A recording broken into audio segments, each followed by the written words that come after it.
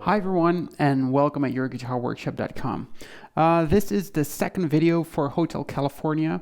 In this video, we're going to be looking at the intro fills. So Joe Walsh plays a fill there in bars 9 through 16.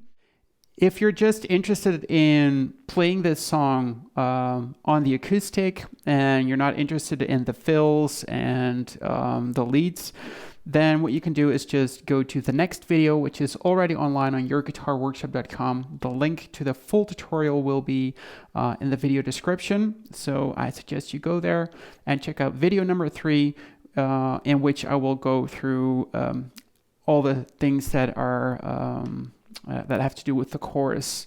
So, but this lesson is for all the extras and fills concerning the intro and the verse.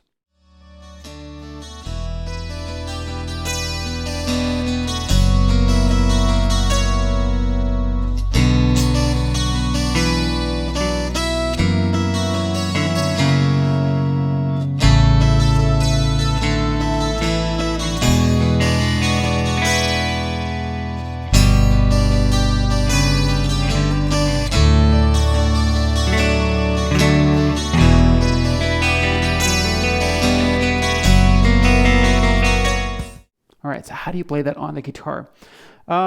This intro part that is sort of a little bit of a combination of guitar parts because there are so many overdubs in Hotel California on the original album. And I checked a couple of live performances online on YouTube, and I kind of,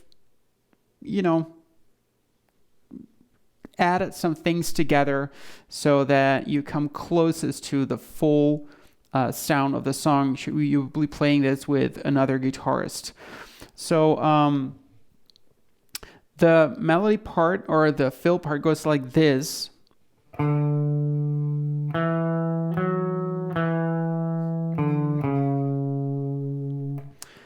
What do? I start with little finger in 5th position of the A string, to 2nd on the D string with my index finger, to 4th with my ring finger, back to index finger, then to little finger on 5th of the A string, and then to ring finger 4th of that A string. Like this. 3, 4.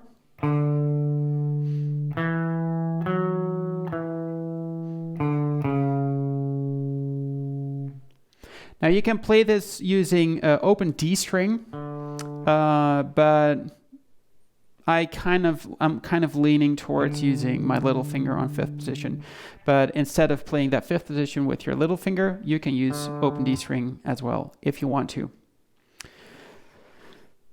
Then so that was the first phrase. The second phrase goes like this: 3, 4.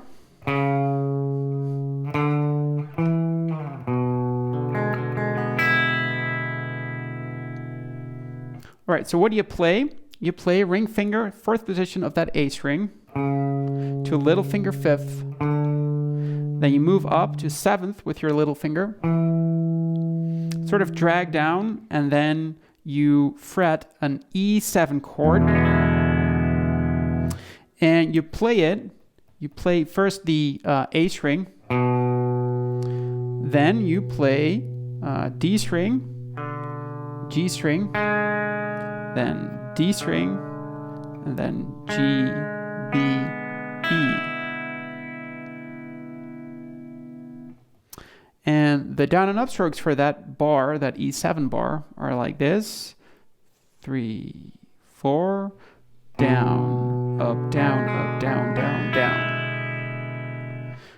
Down, up, down, up, down, down, down. All right, so let's try to play that together. 3, 4, 1, 2.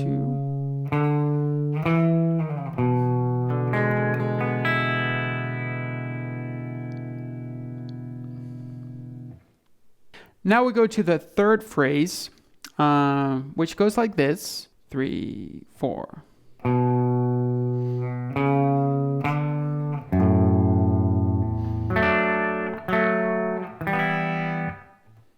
So how do you play that?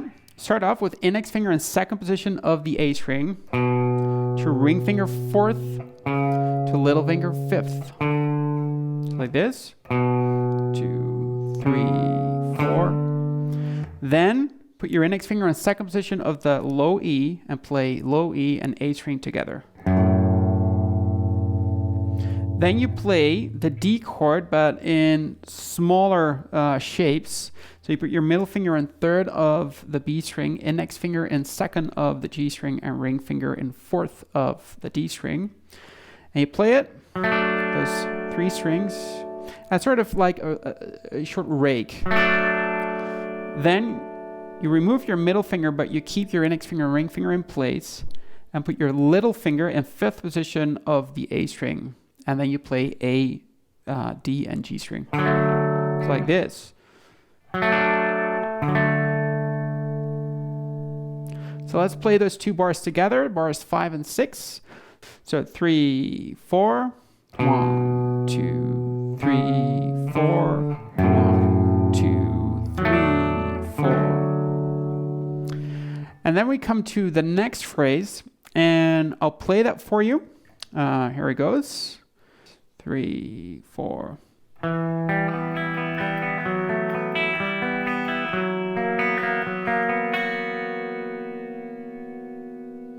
Now this is a bit of a tricky part, but let's see how far we get. So the first thing you do is you fret the second position of the D string. You play that, then you play G, B, E, B, G, B, like this.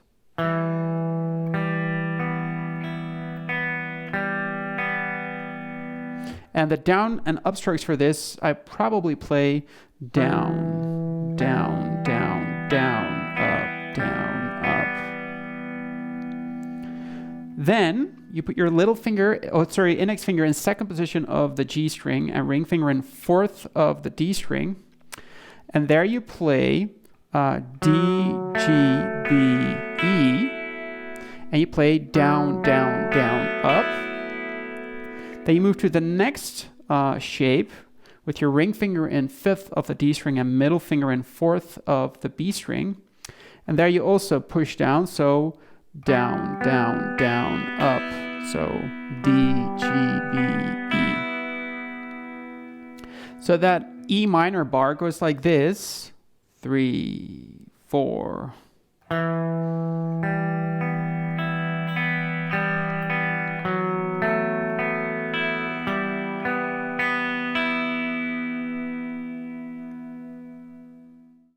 Then in the next bar, you put your ring finger in fourth position of the D string, middle finger in third of the G string, and you can already put your index finger in second of the high E, but I only place that finger once it's needed, so I don't do it just yet. Then you play D, G, B, G, D, G, B, E. And once I play that E, I put my index finger on second position of the high E. It's like this. And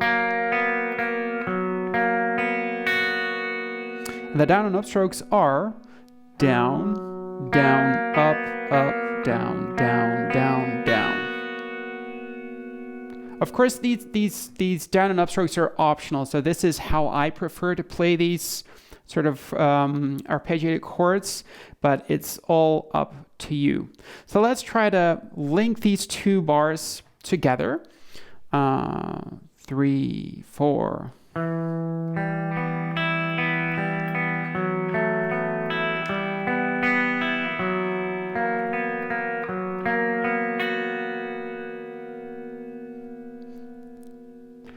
Now let's try to play this as a whole. Now, the tempo is kind of tricky because at the end, the licks that you play, so those arpeggiated E minor and F sharp add 11 chords are quite tricky to play because they're fast, but we'll see how it goes.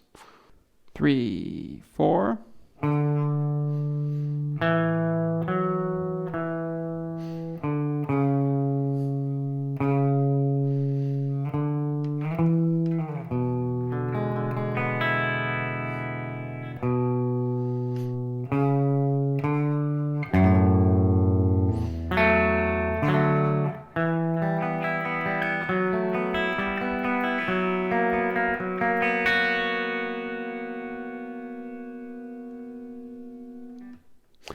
that's the intro part, Joe Walsh's part in the intro, with some added extra stuff in there.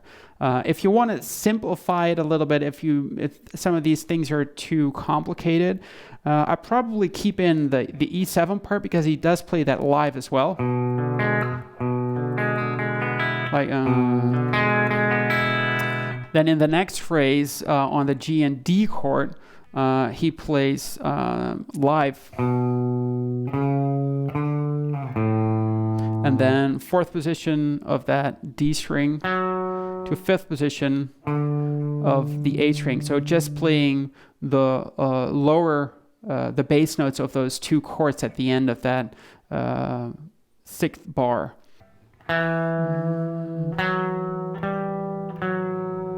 And I believe he even only plays those melody notes at the end, so you just play the lowest note. So, and that's it.